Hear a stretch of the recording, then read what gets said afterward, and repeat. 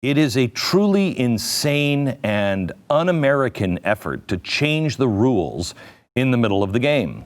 And the effort is still going strong, even though we're less than 3 weeks now away from the election. They have already filed 365 election-related lawsuits. It's in 44 states this year, and the decisions are still pending in over 1/3 of these lawsuits. There are so many cases and so many currently on appeal that many of them will probably be changed a week from now. But I want to just give you a quick rundown of some of them to show you how the Democrats are using one of their favorite mechanisms, legislating from the bench, to change how America votes.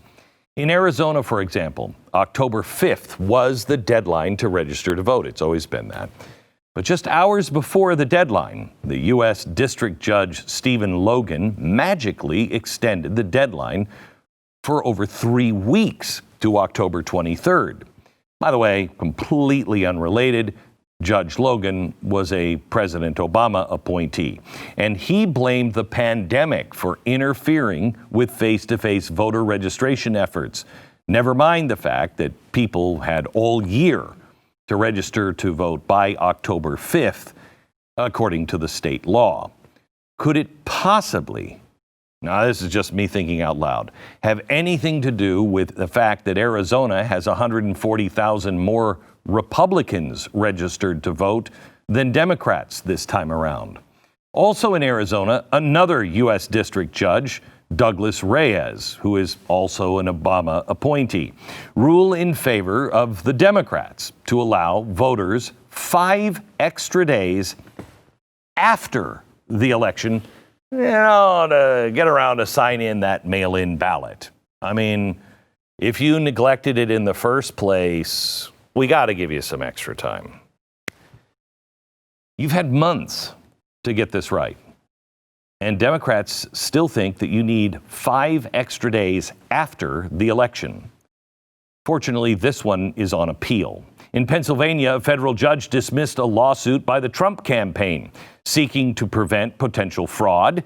Imagine this. The Trump campaign actually wanted to require ballot signatures in Pennsylvania to match voter registration records. Oh, they'll do anything to win, won't they? Like most states, they have that as a basic requirement. But a federal judge said the Trump campaign's lawsuit has no standing because there's no evidence that any kind of shady stuff is going on. ... Yet. In Virginia, the state requires absentee voters to get a witness signature for their mail-in ballot. But now the U.S. District Judge Norman Moon, a Bill Clinton appointee, has decided Virginia voters can skip the witness signature step if you don't feel safe enough and you feel like, oh, I don't know, they might have COVID. A mask won't work at that point. You don't have to have a witness to sign the ballot. May I ask, have we all slipped through a wormhole? Are we on the same planet, the same Earth that we all grew up on? You don't have to make out with your witness to get their signature. I just want to point that out. You can keep your distance. Then I love this one from New Jersey, of course. The U.S. District Judge Michael Shipp, another Obama appointee, dismissed the Trump campaign's challenge to the New Jersey's mail-in voting rules. One of the rules they had a problem with was allowing ballots to be counted 2 days after the election, even if they don't have a postmark. I'm not sure exactly how that works, but forget about it. It's New Jersey. What could happen here? Nothing. Then there are 3 major battleground states, Pennsylvania, Michigan, and Wisconsin, which Trump won in 2016. All 3 recently had mail-in ballot deadlines extended by the courts within days of one another. The Pennsylvania State Supreme Court, which has a Democrat majority, made mail-in ballots due 3 days after the election. as long as they're postmarked by 8 p.m. on Election Day. In Michigan, State District Court Judge Cynthia Stevens ruled that as long as mail-in ballots are postmarked by November 2nd, they can arrive up to November 17th and still be counted. I mean, what, does the USPS deliver mail by sloth in Michigan? I'm not sure. I mean, and the Democrats are the ones that are like, the post office will get us there in time. Really? You don't seem to have a lot of faith in them right now. For the mental health of America, they should not be allowed to have 3, 5, or 10 extra days in any state. In Wisconsin, mail-in ballots used to be due by 8 p.m. on Election Day to count. But the U.S. District Judge William Connolly, he was appointed by Obama too, he granted a 6-day extension for this particular election.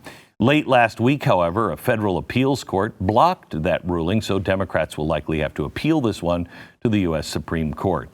Out of the hundreds of election-related lawsuits filed already by Democrats this year, there are a couple of names that pop up repeatedly.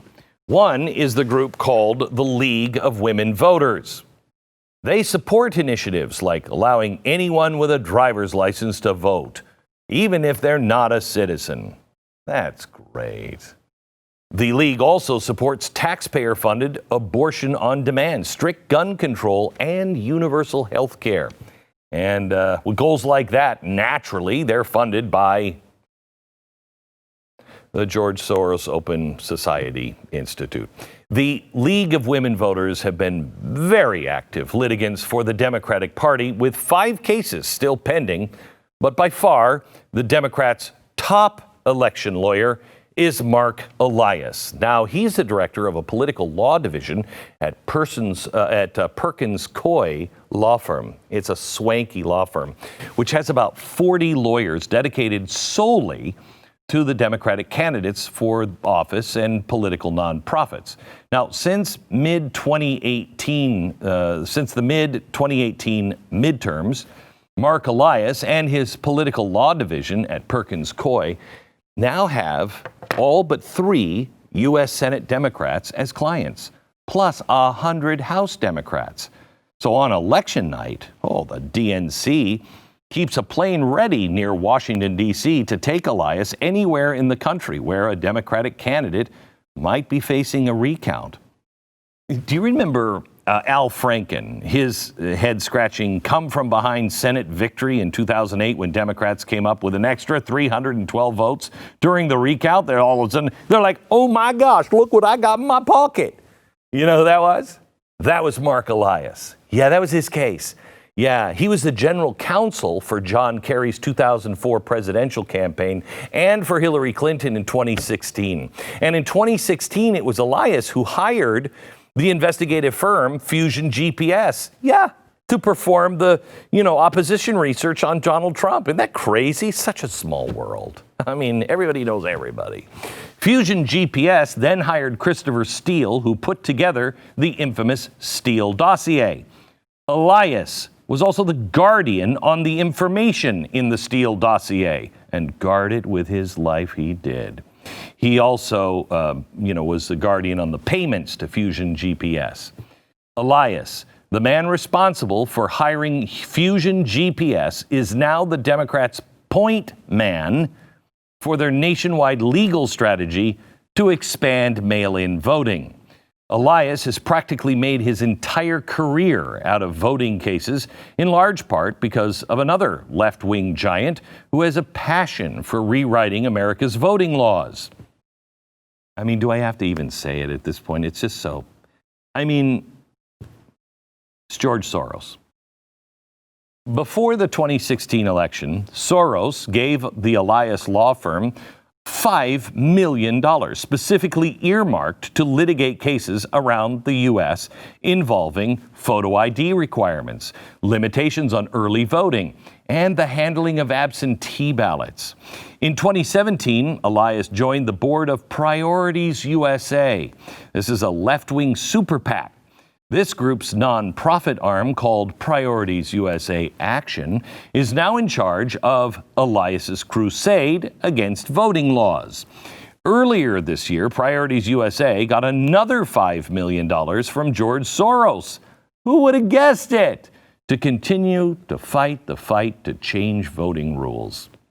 Now, if you've been wondering why Democrats have made such a sudden, passionate push for universal mail-in voting as the two primary drivers, you got to look at, say, maybe it's George Soros, his money, and Marc Elias, because they seem to be driving that truck down the road. But after the break, there's more. I'm going to take you through the cherry on the top of the Democrats' insurance for putting Joe Biden in the White House.